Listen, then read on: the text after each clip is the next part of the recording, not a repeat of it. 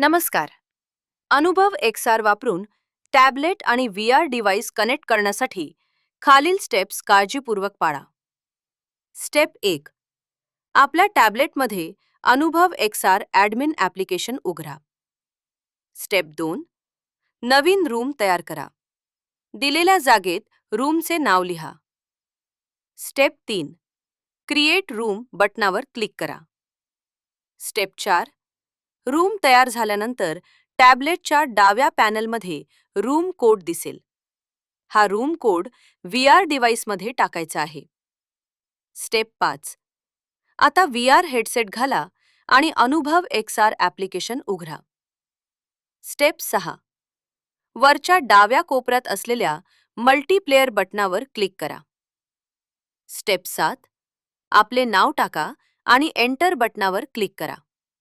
खाली virtual keyboard दिसेल. नाव type करण्यासाठी खाली बघा. स्टेप 8.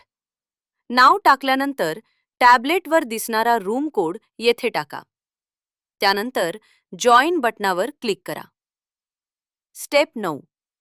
VR डिव्हाइसमध्ये वेटिंग फॉर होस्ट पॅनल दिसेल. स्टेप 10.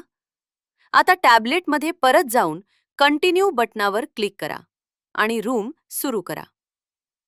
स्टेप 11. टॅबलेटवर डेटा पॅनल दिसेल. इथे तुम्हाला अनेक पर्याय दिसतील. वरच्या उजव्या कोपऱ्यात लँग्वेज पर्याय आहे. तिथून तुम्ही भाषा बदलू शकता. स्टेप 12. कोणताही पर्याय निवडा आणि त्यावर क्लिक करा. त्याचे कंटेंट VR डिव्हाइसमध्ये दिसेल. स्टेप 13. निवडलेला व्हिडिओ VR डिव्हाइसमध्ये प्ले होईल. स्टेप 14. व्हिडिओ पुन्हा सुरू करायचा असल्यास रिस्टार्ट बटनावर क्लिक करा.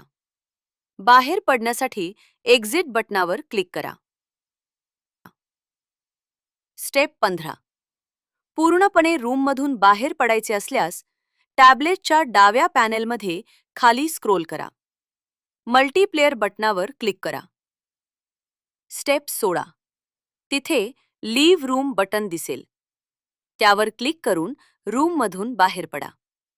आपली अनुभव XR मल्टीप्लेयर प्रक्रिया यशस्वीरित्या पूर्ण झाली आहे.